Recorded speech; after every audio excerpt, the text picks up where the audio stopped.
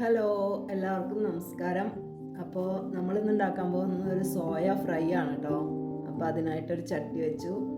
അതിലേക്ക് നമ്മൾ കുറച്ച് ഓയിൽ ഒഴിച്ചിട്ട് നമ്മൾ നേരത്തെ തന്നെ ചൂടുവെള്ളത്തിലൊക്കെ ഇട്ടിട്ട് സോയാബീൻ കഴുകി വൃത്തിയാക്കി വെച്ചിട്ടുണ്ട്. അത് ചട്ടിയിലേക്ക് ഇടുക, എണ്ണയിലേക്ക് എന്നിട്ട് ഇളക്കി കൊടുക്കണം.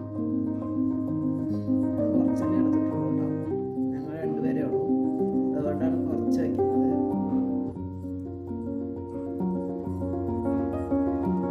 നേരത്തെ വെള്ളം ഉണ്ടാവുമല്ലോ, നമ്മൾ പിഴിഞ്ഞതാണെങ്കിലും വെള്ളം കുറച്ചുണ്ടാവുക, ഒന്ന് ഡ്രൈ ആവട്ടെ.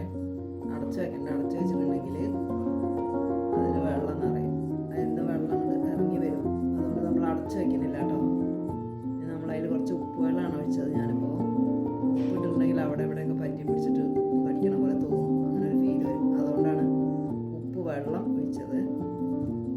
ഞാൻ വെള്ളം ഒന്നാണ്ട് ഡ്രൈ ആവട്ടെ, വെള്ളം ഒന്ന് വറ്റിയിട്ട് ഡ്രൈ ആയി നമുക്ക് അതിലേക്ക് സെൻറ്ററിലേക്ക് കുറച്ച് എണ്ണ ഒഴിച്ച് അതിലേക്ക് കുറച്ച് മഞ്ഞൾപ്പൊടി, പിന്നെ മല്ലിപ്പൊടി, കുറച്ച് മുളക് പൊടി, മല്ലിപ്പൊടി 2 സ്പൂണൊക്കെ ഇട്ടിട്ടുണ്ട് ഞാൻ.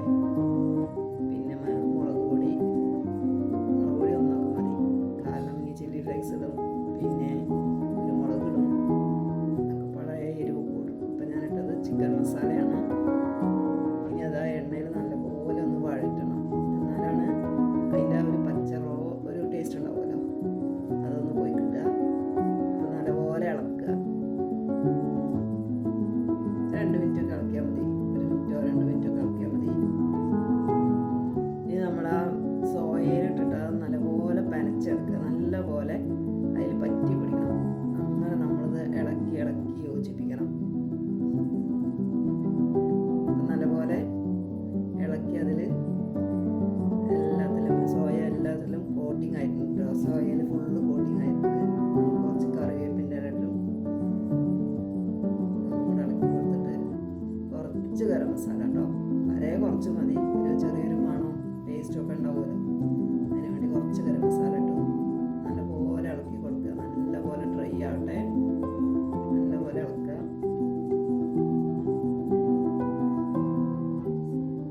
നിങ്ങളെങ്ങനെയാണോ വെക്കുന്നത് ഒന്ന് കമൻറ്റ് ചെയ്യും കേട്ടോ.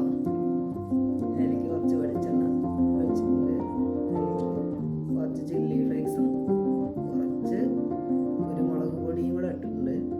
ഇനി അതൊന്ന് ആ സോയയിൽ കോട്ടിങ് ആവുന്ന വരെ നമ്മളൊന്ന് ഇളക്കണം, നല്ലപോലെ ഇളക്കി യോജിപ്പിക്കണം. ഇളക്കിയിട്ടില്ലെങ്കിൽ അതിനടിയിൽ പിടിച്ചിട്ടുണ്ടെങ്കിൽ പിന്നെ അതിന് വേറൊരു മണമായിരിക്കും, കരിഞ്ഞ മണം. അപ്പോൾ നമ്മൾ കൈ വിടാതെ ഇളക്കിക്കൊണ്ടേയിരിക്കുക. അപ്പോൾ എല്ലാം കോട്ടിങ് ആയി. ഇപ്പോൾ കണ്ടിട്ടുണ്ടെങ്കിൽ അടിപൊളിയല്ലേ? അപ്പോൾ ഒന്ന് ഉണ്ടാക്കി നോക്കൂ.